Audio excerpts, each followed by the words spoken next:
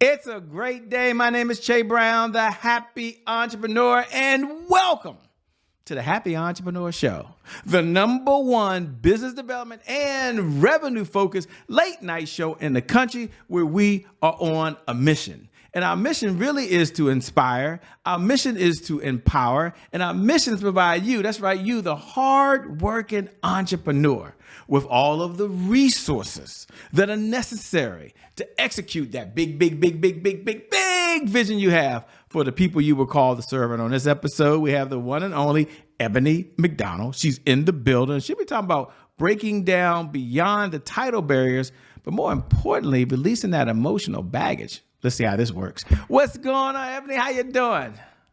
Hey, Shay, how are you doing? Glad to be Well, here. I'm doing amazing. Thank you so much for being here today. And thank you to viewers, by the way. Thank you for tuning in, because without you, we don't have a show. So we appreciate you allowing us to stream into your home right now or into your podcast right now, or however you're watching. Thank you for being a part of the show. It will be a good use of your time. Before we get started, Eboni, I'm just curious. Folks are reading your background. Some people are already on your website. They'll learn more about you. But you use the word emotional baggage. Before we get started, emotional baggage means different things to different people. When you use the word emotional baggage, what does that even mean? And what does that even look like these days? So, emotional baggage is a thing that many of us have carried or carry with us. It could be old wounds, disappointments, heartache, heartbreak, and oftentimes we continue to carry that into our personal life, our professional life. And for many of us, it goes unaddressed. And so we're carrying it from space to space, relationship to relationship, professional setting, boardrooms, and we don't end up addressing it. And we're just dragging it along with us. For the person that's listening right now and might be curious, wow, they've been dragging it along. And this might be an unfair question, but what holds people back from just releasing it? I mean, I like to say this because I think it's so true. I mean, they could go to YouTube University today and figure out how to release their baggage. They could watch an Instagram video and get excited and motivated. They could go to YouTube Live, but yet they're still carrying this emotional baggage. Here's the question. What holds people back from just letting it go? Well, I think it's many different things for different people, but a big one is many people don't want to face the hard questions. They don't want to face maybe dealing with other disappointments or disappointing others. And oftentimes people hide behind those things. They hide behind the hard questions. They hide behind the pain, the heartache. They hide that they might have to release a certain thing, release a certain relationship, and they're not ready to address that emotional thing that stands before them. So often people tend to bury it, they tend to deny it, or they end up self-sabotaging and carrying it with them. And that's what many of us are doing. We're self-sabotaging and we're not even aware that we're doing that. And it's an unfortunate thing, because I think if people begin to address their inner hurts, then we all would be better for it. And it's an ongoing journey, but many of us have to get to the place where we're willing to acknowledge that we have the baggage to address within the first place. You know, I love how you state that, by the way. And we're going to get to her background, ladies and gentlemen. We'll ask her backstory that led her to doing what she's doing now. But many of you might be curious when she says getting beyond the title barriers. What are the titles, by the way? We're just curious. Some of the titles people carry. And why is it a barrier for them to get past the titles? So some of the titles that I'm referring to are the titles of mother, wife, business owner, CEO, daughter, friend. We often carry, women in particular, we carry so much. Naturally, we are nurturers by nature. We're designed to multiply. We're designed to create and build. So because of that, we tend to take on a lot. And society tells us that we should continue that without taking a break, without taking a pause. And we tend to do that. And many women find themselves adopting this superwoman syndrome. And that's a lot of what I speak on. Adopting this superwoman syndrome, where we feel the need to be all to everything, to give into society and our own pressures and expectations and try to do it perfectly. And so when we are a mother, a wife, a business owner or a manager of some sorts or a friend, we prioritize everyone else before ourselves. And then we find ourselves in this place of feeling undervalued, underappreciated, neglected, emotionally exhausted, and our cup is empty. And so many women out here are navigating life with their cup empty and they're doing it in silence. And I'm here to break those barriers. I'm here to get women to a new and heightened place and to become unstuck and find a new way of living. They don't have to do it alone again, like the way that they've been doing it in the past. You have a tall mission ahead of you, but you're smiling and you're ready for it and you're up for the task, which I know that you are for sure. Some folks have not read your bio, by the way. They have no idea who you are, though you're famous all over the world. I'm not sure how they not know you, but we're glad you're here. So take a moment, if you would. You probably know the question, two-part, who are you? And then what was the backstory? What was that defining moment where you knew you were called to do what you're doing now? Sure. So I am Eboni Mcdonald, and I am a transformational life coach. I had a very unorthodox journey. Much like many women, I took a path of pursuing different fields professionally. I owned a business in the past. And about 2020, when COVID was going on, I had a business. It was a franchise, and I had to dissolve my business. And as a result, I dissolved my business. And within a series of 2 years, so many different things happened. I was diagnosed with Graves' disease. I had a full thyroidectomy. My marriage was impacted. I had a aunt that I was caring for. I had to do a DNR. My mom had fallen down a step and broke some vertebrae in my neck. And I'm dealing with all these things. My world was closing in. I was being a mother, a wife, a daughter, a friend, business owner, all these things. And my world came crashing in. And I remember laying on the couch, specifically, fully dependent upon my husband, fully dependent. I was applying to jobs and no one would hire me. Job after job, doors were being closed and closed. And I got to a place where I said, there has to be more than this. Financially, I was dependent. Physically, I had no energy. I had to fight to get my energy back. And I got to a place, I started praying to God. I said, I know that there's more than this. I know that there's much more for me. So I began to push through. I began to get up and get my energy. And I started to reclaim my power in that moment because I knew I had to do something different because no one was coming to rescue me. They're busted, disgusted. And I got up. I began to do my research. I began to walk and regain my energy. I began to do the research in the area of coaching because I knew I had a heart for women, a heart to do business initially, but it progressed into what I'm doing now as a life coach. And so on this journey, I began to take trainings. I joined She Heals the World with Dr. Satire White, and she's an amazing leader. And I joined that coaching community. I took other trainings with Dr. Sonia Stribling. I followed Dr. Faith Bacoma. I did the PQ Intelligence. I was part of that program. I also joined She is in Business with a woman in the UK. And that's been my journey of training and coaching and doing research and my due diligence to get here today. Wow. And what do you enjoy most about what you're doing right now, Eboni? I can hear the passion coming out of your voice. I mean, she was getting more fired up when she was talking about it. She said, no, this is what I do. I'm born to do this, Shay. I'm just curious. What do you enjoy most about what you're doing these days? I enjoy the fact that I can share my message, share my experiences, my personal lived experience of being a woman, just like many women out there who have overcome something.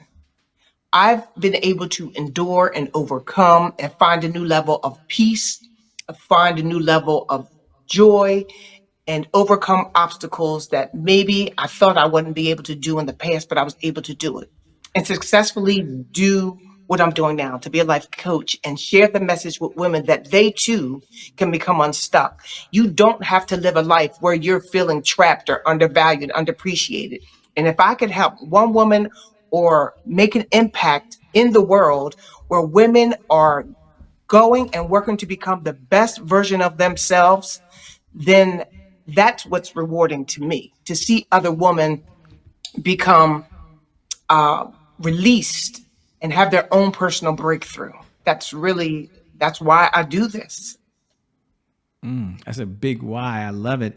And we can all benefit, man. You all lean in as well, because I'm going to ask her if she'll share maybe 3 things that someone can do to be able to release their past baggage and or be able to get beyond the title bearers. And 3 ideas. She has lots of ideas, I'm sure, but I'm asking her to give maybe 3 things. If you're listening right now and this is you and this resonates with you, then you lean in. Okay, you lean in. Now's a good time for you to take that first step. So if someone's watching right now, you can share maybe 3 things in the time that we have that they can do to help them on this journey to release their baggage and really take back their power. What are 3 things you might just recommend? Sure. The first is identifying who you are and discovering who you are beyond your titles. Who are you? I'm not talking about the title. I'm not talking about the fixer. I'm not talking about the business owner, the CEO, the manager, the friend, the daughter.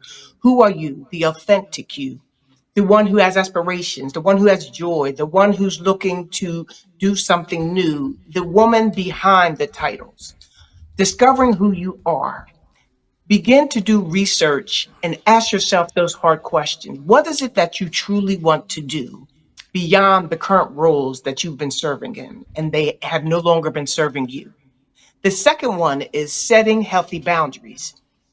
Oftentimes, we may set a boundary and then we let it slide. We let the person get by. We let the people, we give in because we either people please, we don't want to disappoint, we don't want to let people down. So we have to learn the art of saying no. I know you hear this often, but learning the art of saying no, but setting a boundary and sticking to it. But know when you do set your boundary that it may require practice, just like a muscle. You have to go in the weight room and you have to build muscle when you want to get your physical muscle. It's the same with setting a boundary, because if you are not a person who's used to being assertive, you have to work a muscle to build up the endurance to tell people, this is my boundary. I am not comfortable with it. This is where the parameters are, and you can no longer push past this point. And so when people begin to do that, that's when they're going to find some of their freedom. And the last is, I am going to recommend that people begin to envision the new version of themselves. Who do you want to become? What are your passions? Begin to tap back into what your passions are, realign with them, and identify those things where you have core values, your core beliefs, and those things. More than likely, who you are called to be or what you desire to be, your breakthrough is tied into that. So I truly, truly believe that if women begin to tap back into the core of who they are, getting back to those things, they are going to unlock a life that they never thought could be possible. So those are the 3 things. I could add more, but those are the 3 things I think that you could start I with. mean, this is a very important conversation, and you talk about people being in overwhelm, people having so much going on. I'm curious for the person who's listening right now and saying, wow, Shay, how does she deal with overwhelm, right? Ebony, a number of our clients folks that are watching right now, they're dualpreneurs. So Shay, I'm going to let her know y'all are all dualpreneurs. Many of them work a full-time job and they're a full-time entrepreneur. Some are wives, some are husbands, some are in relationships. Someone's watching right now saying, wait a minute, let her know I got a lot going on. I've got kids, by the way. Someone else is saying, hey, wait. Not only do I have kids, but I'm also a caregiver. Let her know that. Someone else is saying, wait, let her know I'm involved in the church. I'm involved in my community. I've got so much going on. How does she deal with having all this going on and not feel guilty when she has to take care of herself? Again, Ebony said I can ask whatever question I want, ladies and gentlemen. So I'm going to ask the question for you because y'all might be curious. Like, how do you handle all that and still do it? So I know some of y'all got more stuff you want to raise your hand for. No. The question is, how does someone take care of themselves and not feel guilty when they've got so many other competing responsibilities at the same time? It is a difficult journey. I'm not going to sit here and tell you that it's easy, but making yourself a priority is not selfish. It's not by selfish. It is your birthright to be healthy, to be secure, to be stable, to have emotional stability, mental stability. That is your birthright. So reclaiming your power and becoming a party, you deserve every moment of that. And so if you're feeling guilty, you have to explore the reasons why. Where did that come from? Who made you feel guilty? And if you're accepting what someone else put on you, that's a whole different conversation. But it is important that you understand your self care matters. And we have to adopt radical self care. And that's why on Fridays, every Friday at 3:30, I do my self care o'clock where we take a moment to pause. And I think it's so important for women to be radical about their self care. And what that looks like, it's you maybe setting time on your schedule, you hardlining what you're going to do for the week, for the month, you telling people no, you cutting off certain relationships, you releasing certain toxic relationships or removing yourself from toxic places. This is a journey. It's not something that happens overnight. And I'm not going to tell you that it's easy and that you can just do it all at once. Be gentle with yourself, give yourself grace, and know that every step you take is a step closer to you becoming free, a step closer to you unlocking your power, the step closer to you reaching your dreams and your aspirations and living a life where you're no longer just surviving, but you're beginning to thrive. And when you arrive, I use that in air quotes, arrival means a place where you're feeling mentally and emotionally healthy. You're financially healthy. You're physically healthy. And so I want to make sure that you understand this is an ongoing journey, but you will notice when you start to feel better. Ah, wow.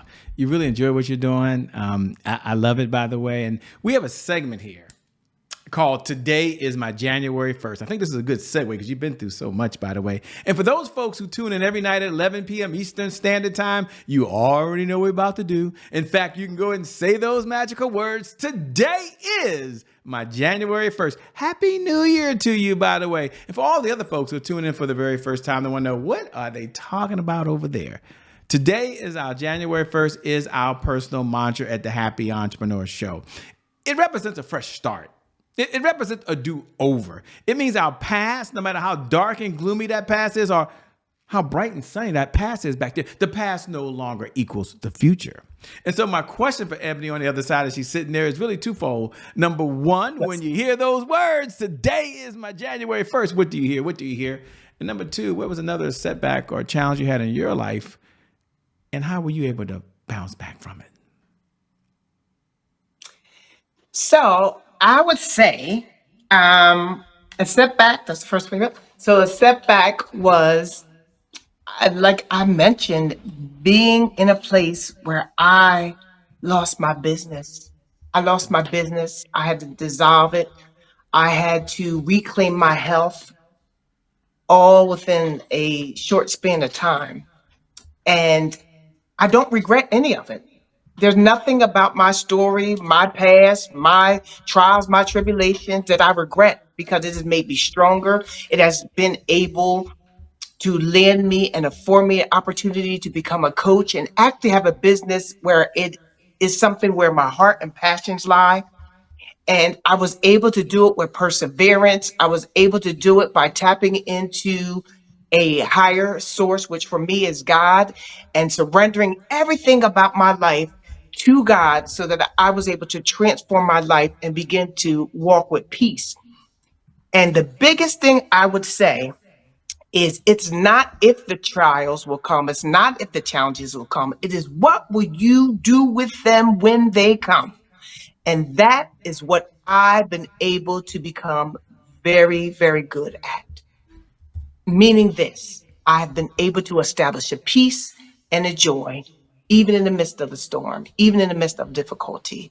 And when you can get to a place where you're able to do that, that is the true win. It's not about material things. It is about finding an inner peace. And that's what I've been able to do and push through all the setbacks that I've experienced and mentioned. Thanks for sharing, by the way. You're so authentic. You're so real. I love it. When the question's asked, and sometimes I get time to ask this question. So today I have some time, which I like. And the question is, what's one of the best pieces of advice you've ever been given? Now, I'll frame it for the audience so they expect you don't come off the mountain with the 10 Commandments, okay? And she's read more books. She probably can't remember all the books she's read these days, and countless videos that we watch on our phone. We're probably at 100 million hours by now. But if you had to step back and say, Shay, here's one of the best pieces of advice I've ever been given, what pops in your mind and why? I think one of the best pieces of advice I was given was from my mother. My mother told me, never let anyone tell you where you can or cannot go.